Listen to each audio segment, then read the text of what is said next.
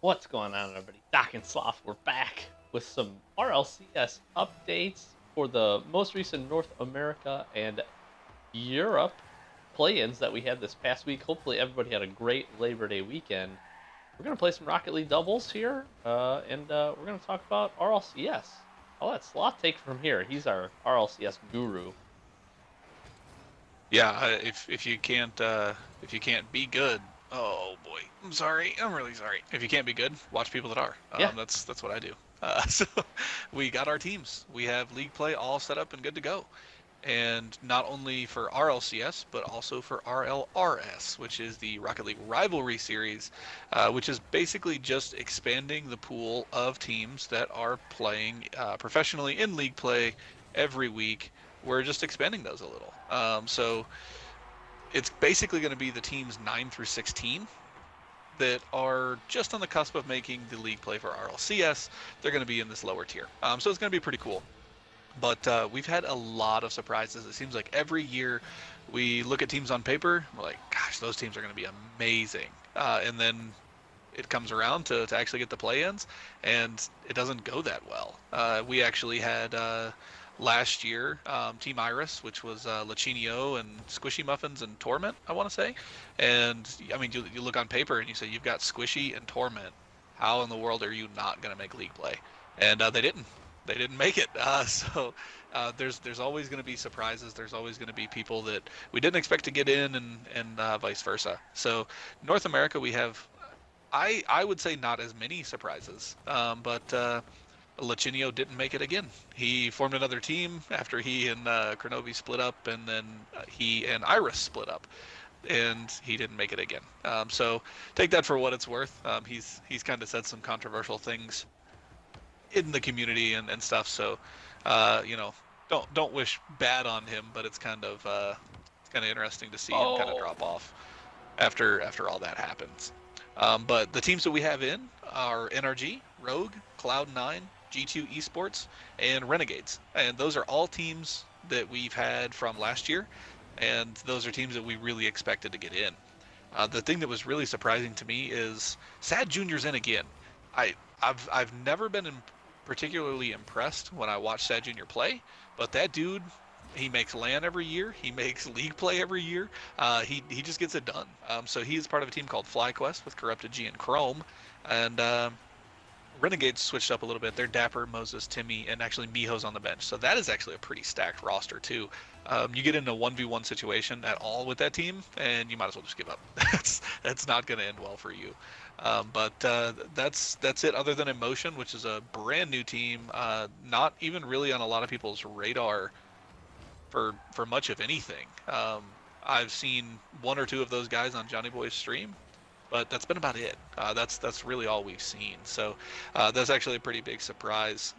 Teams that we saw last year in RLCS making RLRS, teams like Set to Destroy are going to be in there. We saw a lot from Fibion, Incognito, and Ambition from the 2v2 Universal Open tournament, and they are going to be in the RLRS as well. And if I'm not mistaken, the stuff that's on the line there in RLRS is actually automatic bid for RLCS league play next year. yeah. And I think that's the top two teams from that. I'm pretty sure that's correct. They also have a $50,000 prize pool set just for them as well, which is pretty cool. If you ask me, I mean, not nearly as much on the line for RLCS, but still a pretty decent prize pool for the amount of teams they got that are going to be in that. And I do like that it's going to run the entirety of the season of RLCS too, which you know, is a smart move. Yeah, to me, it's a pretty good answer to what we've seen from quite a few pros here as of late, over the last season or two, where we're losing pros because if you don't make RLCS, your opportunity to make a living in this game goes down the drain really fast. So, and that kind of argument came up with, like, when Iris didn't make it last year. These are pros. I mean, Lachinio's a former world champion. These are pros who definitely are good enough to make it, but just didn't. And I mean, that's a pro who's going to have to wait, what, 8 months, 6 months, something like that, to get another shot to make a decent size haul from this game, to play a tournament with a decent purse. Sorry, I couldn't figure out what exactly I was trying to say. So I think that's kind of their answer to that is double the teams. Double the teams that are able to make money. You're not going to make the huge prize pool that RLCS is going to make, but a $50,000 prize pool and an automatic bid for next year's RLCS, I think is a good enough prize to keep people interested. Yep. And I mean, it is important to remember that these aren't the only tournament and esport kind of things that are going on for Rocket League, but I mean, it's the biggest one. Right. It's how these guys are really going to make their money. The one that pulls the most draw and obviously has the biggest backing, and that's what the sponsored teams and stuff. That's all what they look for. So it makes sense. Like you said too. Obviously, all of these top players. I mean, they have other revenue streams. They stream themselves, most of them. So that's something to consider too. But yeah, I mean, you're absolutely right. And the automatic bid is probably the smartest piece of it. Yeah, and I mean, throwing that little extra money in always helps, and having that automatic bid. It's a really good idea. I think that was a good way for them to kind of approach it, and not necessarily. I don't want to say degrade the quality of RLCS, but to keep the quality of RLCS as is, and then add another thing in there. Yep. So hopefully, the RLRS is fun to watch, and they're going to still be really good teams. I don't think we're going to have a whole lot of we saw a couple instances like at the Universal Open where the level of play maybe wasn't fantastic. I don't think we're going to see that much from the RLRS. So that's going to be something important to remember and important to note. And I could be wrong, but I think it's going to be something really fun to watch. Yeah. Oh yeah, for sure. And good publicity, good visibility for those teams too. Especially if they are kind of more bubble teams or more bubble players. Maybe they're right on the verge. Getting that extra, competitive experience always helps too, against good competition. So, there's a lot of, maybe not a ton of money, but there's some pretty good money in teams, especially if they're sponsored. And that always helps kind of keep the living going if that's what you're trying to do. So, all good ideas, I think. I like it. It'll be interesting to watch. RLCS. We got quite a bit of it over the next couple of months, which is really cool. So if you're a fan of this game, you're going to get plenty of chances to check it out and see it. And if you're not a fan of this game, you need to be. What we're telling you. Yeah, it's definitely worth it. Especially at a pro level to see some of the guys do their thing. It's pretty amazing. They'll kind of give us stuff to work on and stuff to look at. We did kind of cover North America, but Europe is definitely going to be really strong this year, as every year.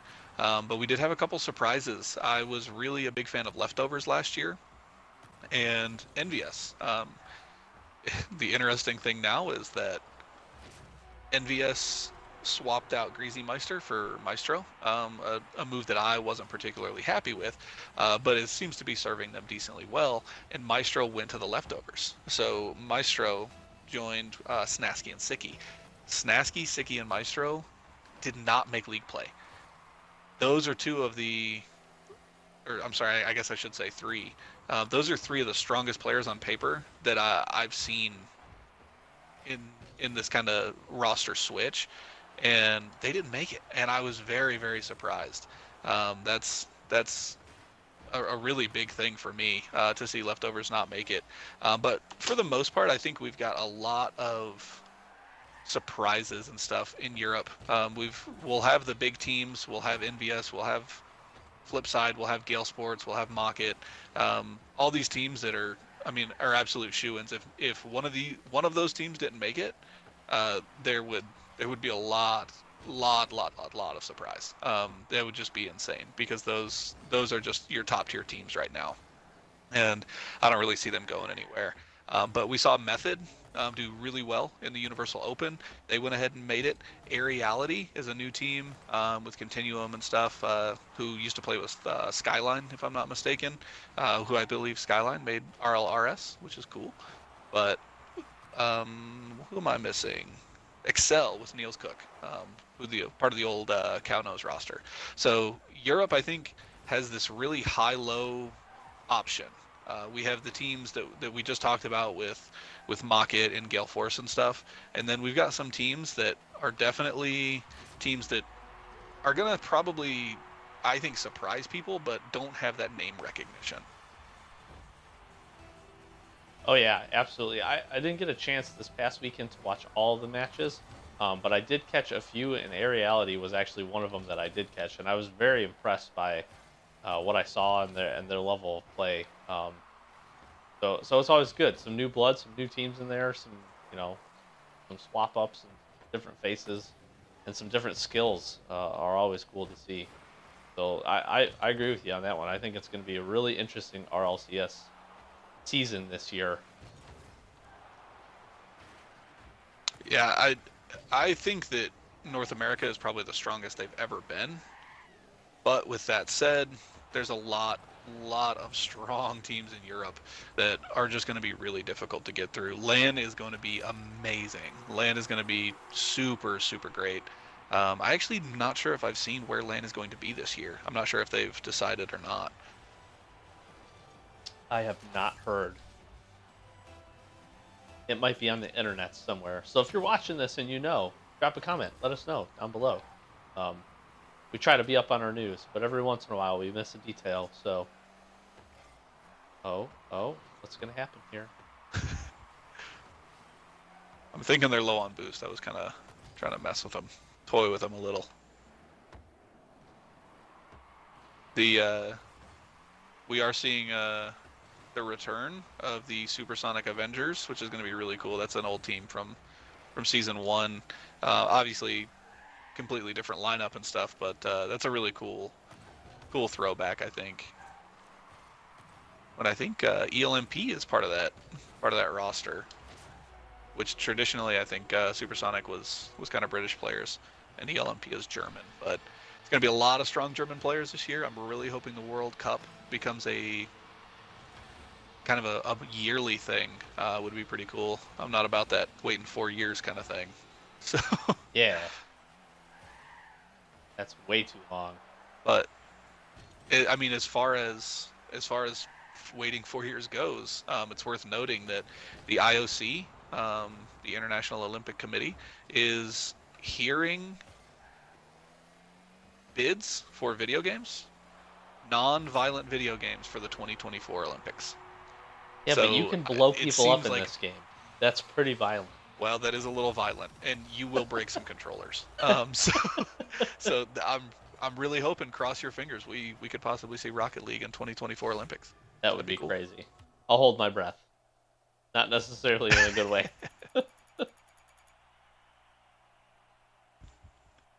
It figures, yeah. Well, folks, we really appreciate it. We're just kind of gonna try to do a weekly thing where we talk about kind of what happened in league play and all that stuff. We do hope you enjoy it. Rocket League's a game we really care about, so hope you do the same. If you do like the series, please feel free, like, comment, subscribe, do all that fun stuff, or not, whatever. I'm not the boss of you. Do your own thing. They can do what they want, Sloth. They can do what they want. No, it's been a good one. Hope you guys enjoyed, and if you did, do all that good stuff that Sloth talked about. I've been Doc. That's been Sloth, Average Gamer Guys. Thanks for watching. We'll catch you in the next one.